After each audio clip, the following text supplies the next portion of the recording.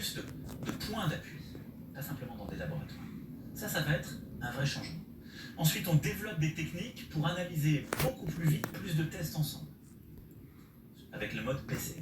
Et puis on continue à innover, pas qu'en France, partout dans le monde, pour aller vers des autotests, où sur la base de votre salive, parfois de votre sang, vous pourrez vous autotester. On est habitué à le faire avec les tests de grossesse ou d'autres tests.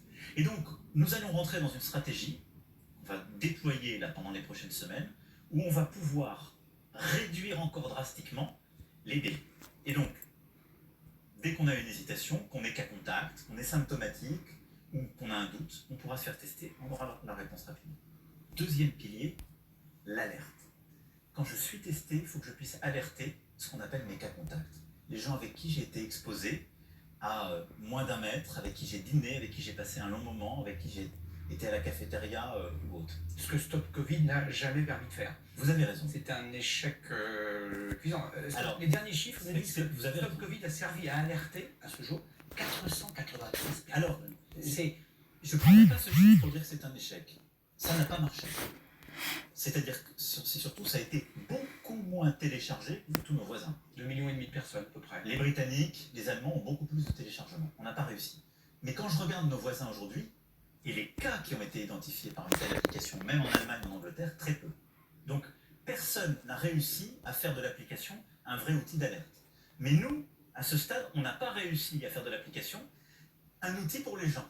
Donc, depuis plusieurs semaines, j'ai demandé aux équipes de complètement reconfigurer les choses. Il faut qu'on ait une nouvelle application, elle va s'appeler Tous Anti-Covid.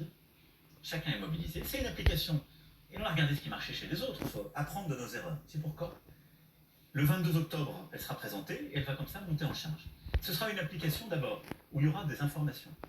Comment circule le virus là où vous êtes, où sont les points pour se faire tester, et suivre un peu vos cas. Donc il y aura des informations générales, des informations plus particulières et locales.